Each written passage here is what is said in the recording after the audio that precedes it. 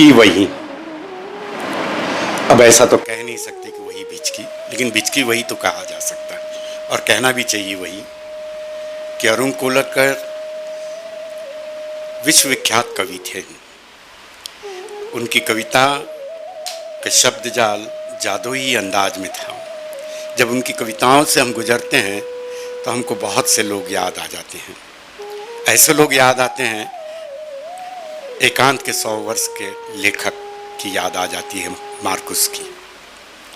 लोग मार्कुस की भाषाओं को लेकर बहुत हतप्रभ थे, लेकिन अपने करीब का आदमी, वह भी महाराष्ट्र का मराठी में लिखने वाला व्यक्ति, जिसकी भाषा का जादुई अंदाज निराला और अद्भुत था। और हम जानते हैं कि भिचकी का अर्थ क्या होता है। भिचकी का मतलब imbued with each other. Imbued का सही भाषिक अर्थ हिंदी में भी नहीं मिल पाता है और न मराठी में मिल पाता है। इम्ब्यूड का मतलब है एक दूसरे के साथ कुछ जाना, और इसी गुथने की प्रक्रिया में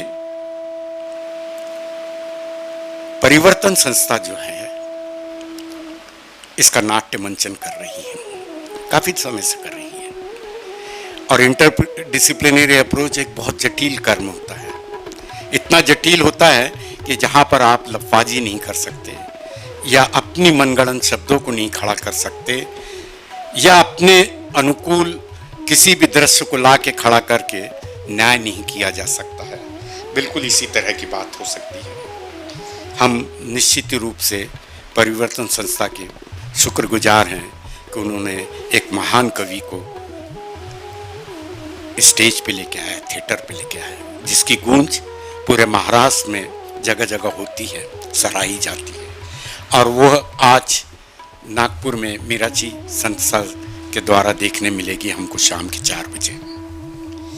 नाटक का केंद्र बिंदु अथि अर्थातवाद का है। अथि अर्थातवाद एक धारा थी साहित्य की, और उस धारा को बखूबी से उन्होंने कोलटकर जी ने आत्मसात किया और बिल्कुल सरल तरीके से प्रस्तुत भी किया। और उसका गुम्फन, ताना बाना जो बुना गया है वो आपको अचंभित करता है।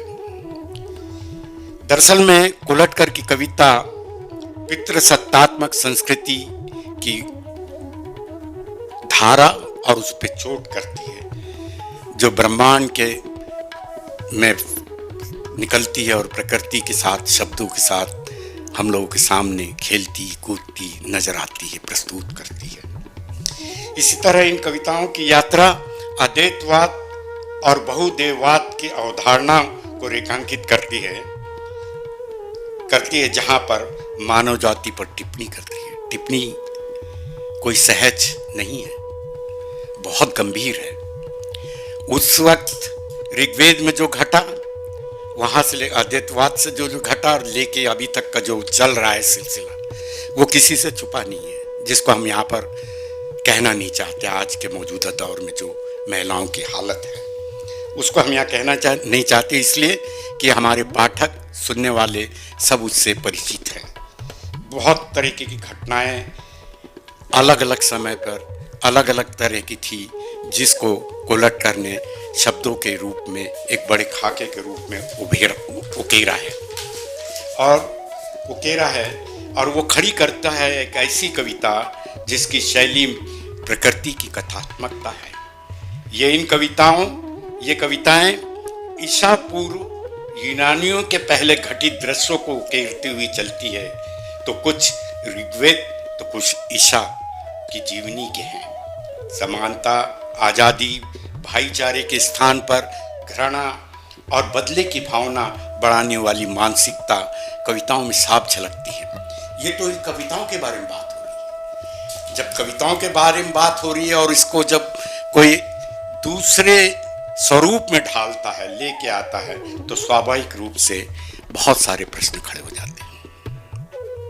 बहुत सारे प्रश्न खड़े होते हैं। वो प्रश्न इस तरह से हैं, बिंब का है, प्रतीक का है, उस समय स्थान काल का है, और उस समय स्थान काल से आज के दौर का है जहां पर परिवर्तन संस्था खड़ी है और परिवर्तन संस्था इस नाटक को प्रस्तुत कर रही है। निश्चित रूप से हमारे बीच शंभू पाटिल जी हैं, जो अभी अभी मालूम पड़ा कि उन्होंने बड़ी मुख्य भूमिका अदा की, उसको शब्दों में चयन किया।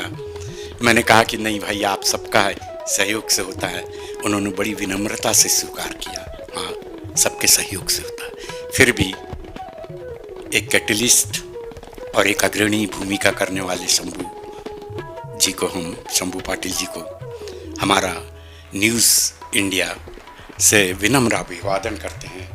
और साथ ही उन तमाम कलाकारों का जो कलाकार इसमें सक्रिय रूप से समय समय पर जगह जगह जाके नाटक के द्वारा महिलाओं पे हो रहे शोषण, अत्याचार, जुल्म के खिलाफ में एक वातावरण बनाने में सहयोग कर रहे हैं, उन सबको भी हम शुक्रगुजार करते हैं। वे कलाकार हैं शंभू पाटिल, सुदीप सरकार, मंजूषा भिड़े, अपूर्वा पाटिल। शायद अपूर्वा पाटिल यहाँ मौजूद नहीं है, फिर भी वो उनका योगदान तो है। अंजलि पाटिल, सोनाली पाटिल, हर्षल पाटिल, मोना निम्बालकर, नेहा पवार और प्रकाश योजना राहुल निम्बालकर।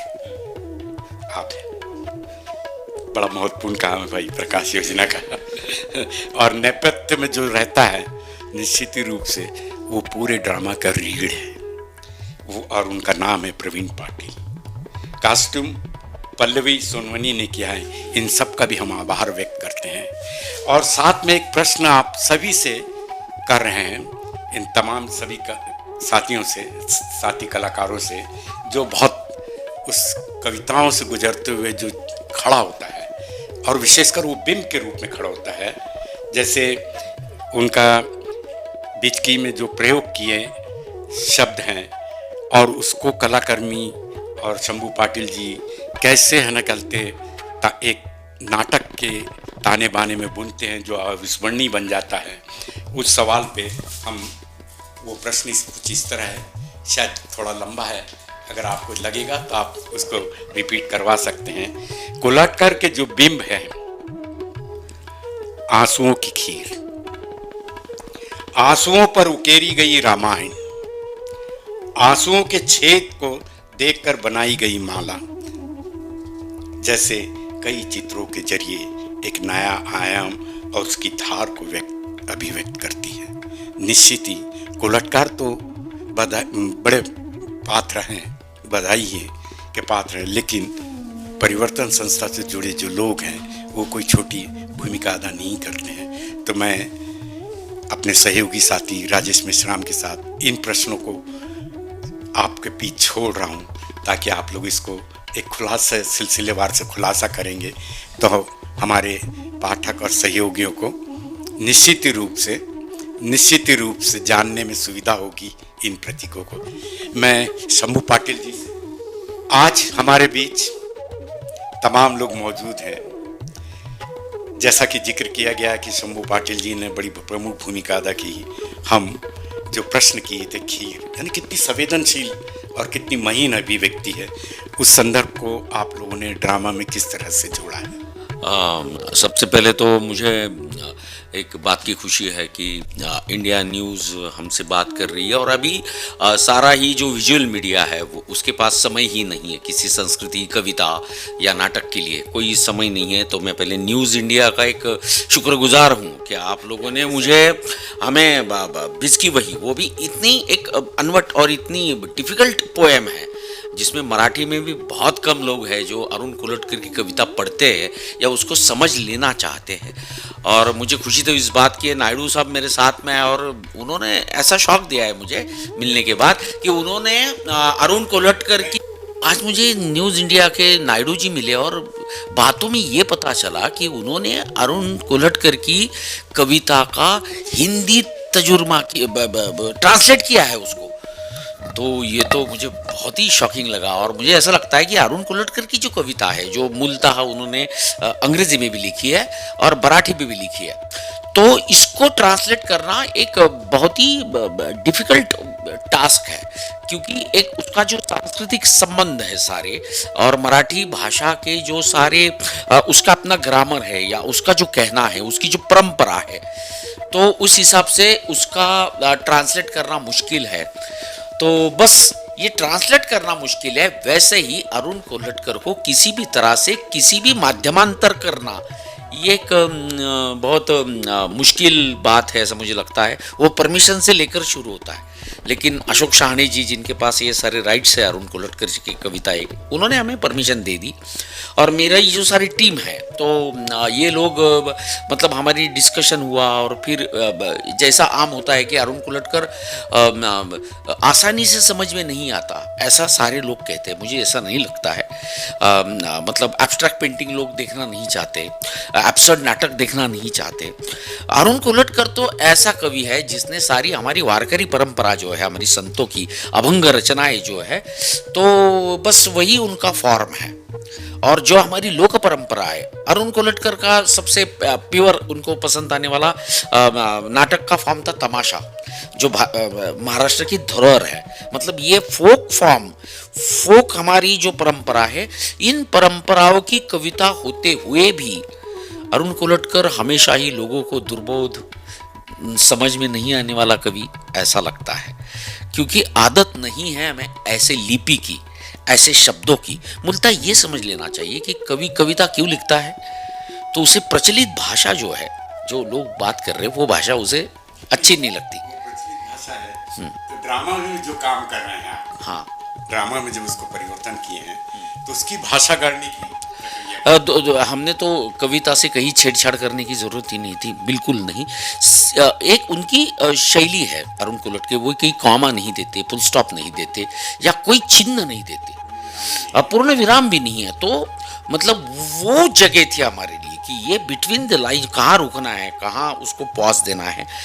और कविता का जो कंटेंट है, वो कंटेंट वो इतना बदलता है, मतलब अब अगर किसी गलत जगह रुक जाए तो सारा मीनिंग उलट पुलट हो जाता है। तो इन सारी चीज़ों को पकड़कर उसका एक, फिर बहुत सारी ऐसी चीज़ें हुई कि इसको हम प्ले के जैसा करते हैं कि वो प्रेजेंट करेंगे। और फिर बाद में ध्यान में आया कि बहुत सारे रेफरेंसेज, मैं कभी जो मेरे दर्शक है उनके बारे में मैं कभी ऐसा नहीं सोचता कि वो किसी चीज़ को नहीं जानते, ऐसा नहीं सोचता हूँ। लेकिन फिर भी एक बात पता चली कि बहुत सारे ऐसे रेफरेंसेस है, और ये जो भिस्की वही है। तो इसमें सारे मानवीय संस्कृति में जितने भी मतलब जो स्त्रियाँ हैं, जो महिलाएं हैं, और उनकी जो कथाएं है, वो इतनी मतलब ऐसा है वो कि उसको अगर थोड़े से रेफरेंस गलत हो जाए तो शायद उसका मीनिंग नहीं पता चलेगा। तो हमने ऐसा डिसाइड किया कि चलो मैं बात करूंगा लोगों से, मैं कविता के बारे में बात करूंगा, मैं एक स्टोरी टेलिंग करूंगा, और आप लोग कविता प्रेजेंट करेंगे।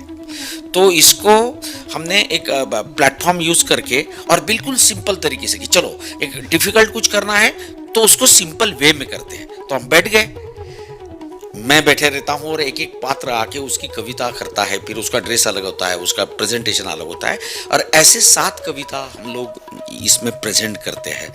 और इसका एक घंटा 30 मिनट 90 मिनट्स ये टोटल चलता है, और एक इम्पैक्ट हम लोग महसूस करते हैं। लोग हमारे साथ उन कविताओं को पकड़ के चलते हैं, मतलब एक के बाद एक, एक के बाद एक। और ध्यान में ऐसा आता है कि पूरी हमारी जो सभ्यता है, मानवीय सभ्यता, वो मानवीय सभ्यता में हम लोगों ने कभी भी महिलाओं के साथ अच्छा व्यवहार नहीं किया है। हमने उन्हें हमेशा सेकंड सेक्स समझा है, और ये सभी संस्कृति में बिल्कुल समान है।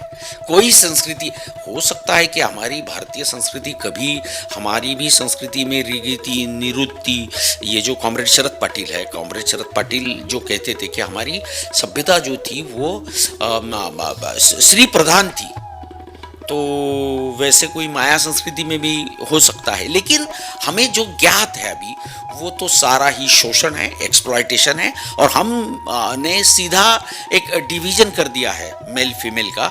और वो किसी भी संस्कृति में धर्म में हो, उसको कोई धर्म नहीं होता, संस्कृति नहीं होती, जाति नहीं होती, और इतना शोषण है, इतना एक्सप्लॉयटेशन है कि वो सारा नीचे दबा हुआ जो सारा इतिहास है वो निकल कर आता है। आपका शुक्रिया। आपका शुभ नाम? मैं मिसेस सुदीप्ता सरकार, मैं बंगाल से हूँ। हम सोच रहे थे कोई सुदीप्ता बोले तो है ना, मेरे कैसा होता है पितृसत्तात्मक मानसिकता है ना। खैर मैं मजाक किया। मैं शांति निकेतन से अपना ग्रेजुएशन पोस्ट ग्रेजुएशन करके शादी के बाद मैं जलगांव में स्थानिक हुई और यहाँ आके मराठी नाटक, मराठी साहित्य के बारे में सुना हुआ था, बहुत ज़्यादा अभ्यास नहीं थी तभी, लेकिन यहाँ आने के बाद मुझे उनसे परिचय हुआ और होते होते मैं धीरे धीरे इनके मैंने और परिवर्तन आने के बाद मैं जुड़ती गई। मैं बहिना बाई से जुड़ी, मैं तुकाराम से जुड़ी और आखिर में मैं बिचकी वही से जुड़ी। और बिचकी वही से जुड़ने के से हम लोग का ऐसा रियलाइजेशन हुआ, जो सर ने जो अभ्यास अपना किया था जिस बारे में, और उनके जो अभ्यास का जो सारमर्म है वो हम लोग थोड़ा कोशिश करते हैं बताने की, इसके माध्यम से, कैरेक्टर के माध्यम से।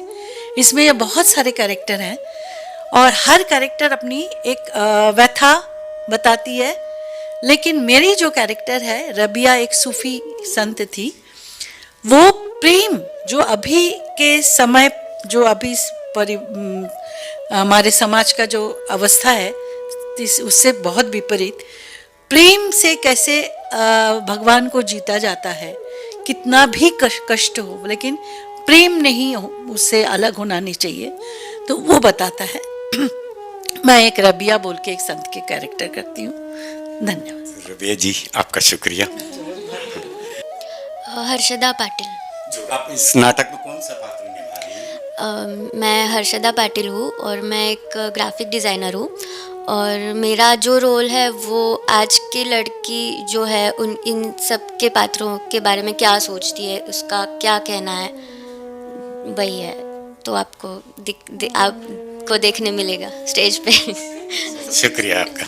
जो लैला की भूमिका अदा की, लैला तो गुरुमुखी में पूरा उनका विस्तृत रूप से जानकारी आई है पंजाब में, तो आप मराठी में लेके आ रही हैं, मराठी में प्रस्तुत कर रही हैं, तो आपलं नाव काय आहे?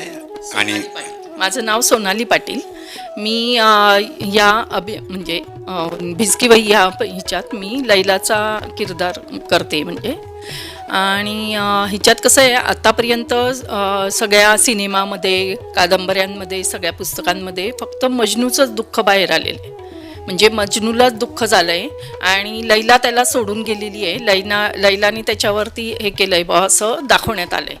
पण आता मी जी कविता वाचते, ही कविता वाचते, तिच्यात लैलाचं दुःख बाहेर निघतंय, म्हणजे बा लैलावरती पण अन्याय झाला आहे हे हिच्यातून दाखवता येतं। नमस्कार, मी राहुल निंबाळकर।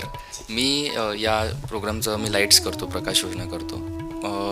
मी आमची पिढी जी, आम्ही वाचन नाही करत, पण आम्ही असे प्रोग्राम बघितल्यानंतर ना खूप सारे थॉट्स आमच्या डोक्यात येतात। म्हणजे आम्ही जरी, मी यांच्या कॅरेक्टरवरती प्रकाश टाकत असतो, पण आमच्या डोक्यात तो प्रकाश पडत असतो। आणि नक्कीच या शोला सगळ्यांनी बघितलं पाहिजे। नवीन पिढीसाठी नाही, बस मी हेच सांगेल की जास्तीत जास्त प्रोग्राम्स, म्हणजे असे जे काही प्रोग्राम बघितले पाहिजे। कदाचित आमचं वाचन कमी झालं आहे रील्समुळे, इंस्टाग्राममुळे, पण असे प्रोग्राम बघितल्यानंतर ना आमचे थॉट्स ओपन होतात, आमचे जे फ्रेम असतात ना ते ब्रेक होतात आणि आम्ही नवीन क्रिएटिव्हिटी करू शकतो। पण आता आम्ही थिएटर करतो म्हणून कदाचित आम्ही हे बघतोय, पण आताची पिढी जी आहे ते सगळ्यांना ऑनस्टेज यायचं आहे, बॅकस्टेज कोणाला नाही थांबायचं। पण ऑनस्टेज का असो ना, पण असे काही जे आम्ही प्रयोग करतो वेगवेगळे, ते बघितले पाहिजे। आणि परिवर्तन ही संस्था अशी, आमची जळगावची एकमेव संस्था अशी आहे की जी आम्ही महाराष्ट्रभर जातोय, वेगवेगळ्या लोकांना आम्ही भेटतोय आणि वेगवेगळ्या लोकांना भेटून एरियातले लोक आम्हाला भेटल्यानंतर तिथले काही थॉट्स आम्हाला कळतात, तिथले काही लोक असतील त्यांचे जे काही आमच्या विचारांची देवाणघेवाण होते, तेव्हा आम्हाला अजून म्हणजे प्रोग्रेस करण्यासाठी छान संधी मिळते किंवा आमचे थॉट्स ओपन होतात. धन्यवाद. नमस्कार, मैं अंजलि पाटिल हूँ. हम लोग के पूरे महाराष्ट्र में भिचकी हुई ये प्रोग्राम करने का प्रयास कर रहे हैं. महाराष्ट्र के बाहर भी करना सोच रहे हैं और कर ही रहे हैं. भिचकी हुई में हम लोग को जितना कुछ समझ में आया, एक्चुअली ये जो हमारी संस्था है, परिवर्तन संस्था, एक समझ में नहीं आता लोगों को, लेकिन एक समाज का कार्य कर रही है जिसका अननोइंगली सबके ऊपर काउंसलिंग है एक प्रकार का. जो हम लोग अभी बोलते कि वाचन संस्कृति नहीं रही, बच्चे पढ़ते नहीं, बच्चे क्या बड़े भी अभी भी पढ़ नहीं पा रहे. रील्स, टीवी, ये सब मीडिया का ज़माना है. लेकिन इसके ज़रिए शायद ये सोच है कि शायद जितना भी पब्लिक है ज़्यादा से ज़्यादा ये सब चीज़ें सोचने के लिए मजबूर या फिर अपने आप ही वो खींचे आएगी. ये हमारा अंदर का शायद ये है जो हमें आत्मविश्वास भी है. और इस कविता के जरिए जो स्त्रियों का पूरा दुख है, उनको जो भी स्त्रियों में भी माँ है, रबिया जैसे जो प्रेम करने वाली एक स्त्री है, जैसे लैला है, और जो जैसे आप भी अभी अपने निवेदन में बताएंगे कि पिछले कितने सालों पहले से, क्रिस्त पूर्व से भी ये सब, और आज के 2004 तक जो भी मैमून तक जो है कहानियाँ इसमें या फिर कविताएं कोलटकर जी ने उसका कविता के रूप में लिखा, बुनाई की. और जो लोगों तक हमें पहुंचाने का हम लोग जो सोच है, इसमें मुझे मदर मेरी का रोल करने का सौभाग्य प्राप्त हुआ है, जिसमें यीशु क्रिस्त जब उनका जन्म हुआ उसके बाद में, तब से उनका दुख ये है माँ का कि जब मेरा बच्चा बड़ा हो उसके बाद में भी हो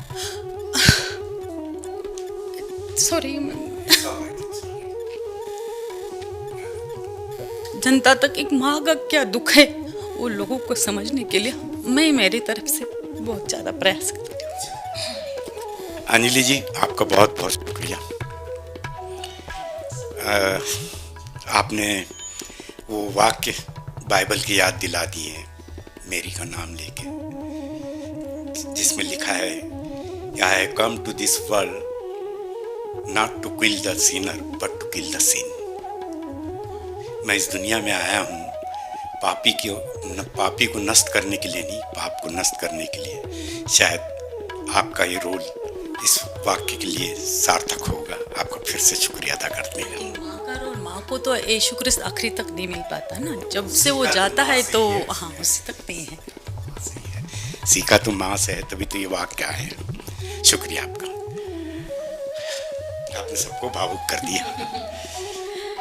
आपका नमस्कार, मेरा नाम नेहा वंदना है और मैं ये परिवर्तन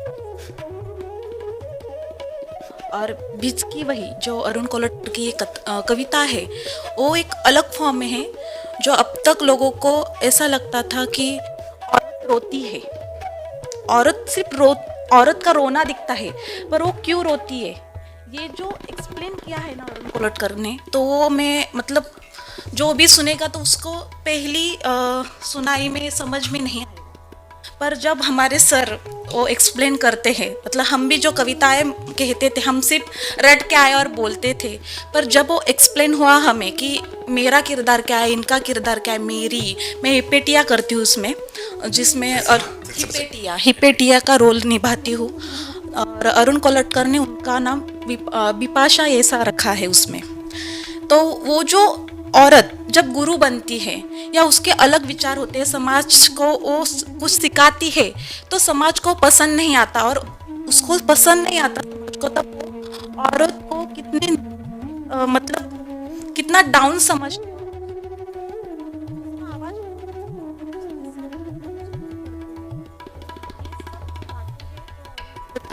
कविता में बताई है.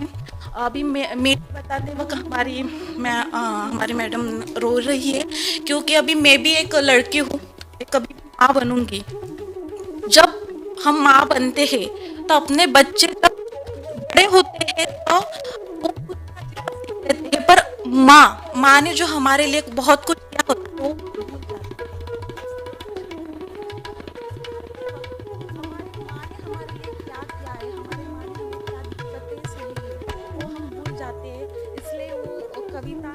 माँ का रोल निभाती है। हर एक रोल निभाना औरत का ये बहुत कठिन है। मैं जब ये कविता मैंने सुनी, मतलब मैंने पहली बार मैंने जब किया तो मैं तो बहुत डरी थी कि मुझे ये आएगा कि नहीं। मैं थिएटर आर्टिस्ट हूँ, फिर भी मुझे बहुत डर लगता था कि मेरे से अगर एक भी गलती हो गई तो मतलब बहुत प्रॉब्लम हो जाएगा। मैंने अगर गलत बोल दिया, कुछ कर दिया तो मुझे डर लगता था कि समाज क्या बोलेगा, ऐसा लगता था। पर ये कविताएं जो है ना, हर एक ने सुननी चाहिए। और मुझे ऐसा लगता कि औरतों ने तो सुननी ही चाहिए, पर मर्दों ने भी सुननी चाहिए। और जो ये दुख है, जो कहते हैं ना कि औरत रोती है, तो क्यों रोती है, ये जो अगर समझना है तो हर एक पुरुष ने ये कविताएं सुननी चाहिए। और हमारे सर जब एक्सप्लेन करते हैं ना, तो जब दिल में जाता है ना, तो रोना रुकता नहीं है। और ये भिसकी वही, मतलब वो जब ख़त्म होता है तब आंखें पूरे गीले हो जाते हैं। तो मुझे ऐसा लगता है कि सबने हमारा ये प्रोग्राम देखना चाहिए। आज तक हमने बहुत से पर गोवा तक हम गए हैं, और हमारा मोटिवेशन है कि हम पूरे भारत में ये करें। ये इच्छा पूरी हो आप सबका, हमें शुभकामनाएं चाहिए। और मैं इतना बोलूँगी, और थैंक यू। पवार जी, आपका बहुत शुक्रिया। और आपने जो बात कही महिलाओं के रोने के सवाल पे, तो पिकासो की पेंटिंग, बड़ी पेंटिंग याद आ जाती है, वीपिंग वुमन। वो भी वुमन की पृष्ठभूमि अलग है। वो कई बार बाहर जाने की बात करते थे अपने पत्नी के साथ, और प्रेसी को बुला लेते थे। कभी प्रेसी को बोलते थे, कभी पत्नी को बुला। तो वो केवल एक फीलिंग देखना चाहते थे, तो आंसू जो निकले। लेकिन उन्होंने आंसुओं को ड्रॉप के रूप में नहीं बताया, तीक्ष्ण रूप में, एकदम कोई नुकीले रूप में बताया, चुपते हुए। वो एक महान संदेश था। आपने उस पेंटिंग की भी याद दिला दी। देखिए, ड्रामा ही तो एक ऐसी चीज़ है जहाँ पर कला भी आ जाती है, संगीत भी आ जाता है, नृत्य भी आ जाता है, तमाम विधाएं संकलित होती है। इसलिए आपका फिर से आभार और शुक्रिया अदा करते हैं। नमस्कार, मी मंजुषा भिडे. भिस्कीवईमध्ये मी मैमूनची कविता सादर करते आहे. मी कॅरेक्टर नाही आहे, पण मैमून जे कॅरेक्टर आहे त्याच्या बाबतीत घडलेली घटना मी याच्यामध्ये सांगते आहे. म्हणजे आता 2020व्या शतकामध्ये सुद्धा स्त्रियांवर होणारे अत्याचार किती भयानक आहेत, ते अजून कसे कमी नाही झालेत. या कविता ऐकताना आपण सुन्न होऊन जातो आणि हे केव्हा संपेल असा विचार सगळ्यांच्या मनात येतो. खरं तर आमच्या परिवर्तन संस्थेनी म्हणजे शंभू सरांसारखे सर आम्हाला लाभले, आमचं भाग्य आहे. कारण स्त्रियांच्या बाबतीत ते इतके संवेदनशील आहेत ना, की आमचे प्रत्येक प्रोडक्शन हे स्त्रियांच्या बाबतीत विचार करणारे आहेत आणि समाजाला सुद्धा त्यांच्या बाबतीत विचार करायला लावणारे आहेत. म्हणजे मग ते आमचं अपूर्णांक असेल. आपके और प्रोडक्शन जो है उसके भी नाम? हां हां, तेच सांगते मी आता. आमचं अपूर्णांक असेल, आधे अधुरे की जो आधे अधुरे नाटक आहे मोहन राकेशचं, त्याच्यावर सरांनी त्याचं नाट्य रूपांतर केलेलं आहे. तर त्याच्यामध्ये सुद्धा स्त्रियांचा विषय घेतलेला आहे. कुरुक्षेत्रानंतर महाश्वेता देवींचं एक पुस्तक आहे, त्याच्यावर आधारित आम्ही एक नाटक करतो, ते सुद्धा स्त्रियांचे प्रश्न समोर आणतात. त्याच्यानंतर अमृता प्रीतम असेल, म्हणजे अमृता प्रीतमची बाजू लोकांना कायम चुकीची वाटत आलेली आहे, पण आमच्या नाटकातून सर वेगळ्या पद्धतीने मांडतात. म्हणजे स्त्रियांच्या बाबतीत संवेदनशीलता असल्याने आमचे बहुतेक प्रोडक्शन आम्ही स्त्रियांच्या वेदना असेल किंवा त्यांचे दुःखच नाही आणत आम्ही समोर, तर त्यांची स्वतंत्रता, मुक्तता स्त्रियांनी कशी अनुभवलेली आहे आणि त्याही काळात त्या कशा बोल्ड होत्या विचारांनी. स्वैराचार आणि स्वातंत्र्य याच्यात फरक असतो, पण विचारांनी त्या कशा बोल्ड होत्या हे सुद्धा आम्ही आमच्या नाटकातून आणलेलं आहे. मग फक्त आम्ही स्त्रियांचं दुःखच आणत नाही, तर स्त्रियांच्या प्रत्येक बाजू सरांनी मांडलेल्या आहेत. आणि जरी अरुण कोल्हटकरांची कविता भिचकीवही आहे, पण मग या स्त्रियांचं दुःख हे दुःख आहेच, वेदना आहेच, पण हे दुःख याच्यातून आपल्याला बाहेर पडायचं आहे आणि स्त्रीला समान पातळीवर आणून ठेवायचं आहे, हेच आम्हाला या भिचकीवहीतून सांगायचं आहे. म्हणून आम्ही शेवटी एक नवतरुणीसुद्धा आणतो, आजच्या युगातली एक तरुणी आणतो आणि ती सांगते की मी हे दुःख यांचं स्त्रियांचं आहे, आजच्या काळात आणणार नाही आहे मी, तर याला माझी मी ढाल बनवेल आणि या ढालीनेच या समाजाला मी उत्तर देणार आहे. म्हणजे ती त्याच्यातून पॉझिटिव्ह थिंकिंग घेते आहे आजची तरुणी, आणि हेच मला वाटतं अरुण कोल्हटकरांच्या कवितांचं यश आहे. आपका शुक्रिया. आप लोग यहाँ आए, शुक्रगुजार तो हैं, लेकिन जिन्होंने आप लोगों को आमंत्रित किया है उनके प्रति आप कैसा देखते हैं? देखिए मतलब थिएटर करना बहुत मुश्किल होता जा रहा है हर जगह अपने अपने वो, और पैरेलल थिएटर के लिए तो एक अलग सा ही टास्क है। तो मिराकी थिएटर जो है रुपेश पवार और मंगला आसानप, ये एक बहुत ही अच्छे लोग हैं, और मंगला एक NSD से आई हुई नए सोच की एक बहुत अच्छी डायरेक्टर है, और रुपेश तो ड्रामा वाला है ही हमारा। इन लोगों ने अभी गांव में जो पहले नाटक हुआ करते थे या थिएटर हुआ करता था वो बहुत कम हो गया, लेकिन नागपुर का थिएटर अब मिराकी थिएटर के माध्यम से रुपेश और मंगला बहुत अच्छा कर रहे हैं। उनका डॉक्टर खानखोज एक नाटक था जो हमने हमारे खानदेश में, उसके 7 शोज हुए, तो उसकी क्रिएटिविटी भी हमें पता है, लेकिन वो क्रिएटिविटी के साथ में वो एक एक्टिविटी चला रहे हैं, सिर्फ इवेंट या मैनेजमेंट ऐसा नहीं है, वो एक एक्टिविटी को दे रहा है। और उनके साथ में प्राजक्ता और अतुल जैसे लोग अगर हर शहर में हो जाए तो सारे सोशली और कल्चरली बहुत अच्छा फर्क हो सकता है। ये लोग कैसा काम करते हैं, मैं तो देख के परेशान हो जाता हूँ कि वो एंटरप्रेन्योर्स को साथ में लेते हैं, वो लेखकों को साथ में लेते हैं, वो बच्चों के लिए किताबें लाते हैं, वो थिएटर में काम करते हैं, वो क्या नहीं करते। अगर कल कुछ भारत का कुछ अगर स्पेस में कुछ चला जाए तो उसके पीछे भी प्राजक्ता और अतुल ही होंगे, ऐसा मुझे लगता है। इतना वो शुक्रिया आपका। संवाद करके बहुत सुकून मिला। सुकून के साथ साथ निश्चित रूप से एक गहरापन भी मिला, और इस एहसास को फिर उभार दिया कि कला साहित्य की यात्रा संवेदना से विचार की ओर जाती है, और उसी संवेदना को आप लोगों ने अपने थिएटर में लिया और विचार के रूप में प्रस्तुत किया है। भिचकी वही के संदर्भ में जब वो कविता मैं पढ़ रहा था और आप लोगों के थिएटर के बारे में जो जानकारी मिली, तो मुझे यहाँ माँ का जिक्र बहुत हुआ। निश्चित रूप से माँ बड़ी बड़ी चीज़ होती है, एक बड़ी हस्ती है। तो जब जिक्र हुआ तो एकदम मुझे वो याद आ गया कि जब माँ आटा गूंथती है तो आटे में पानी उतना ही मिलाती है जिससे रोटी बन सके।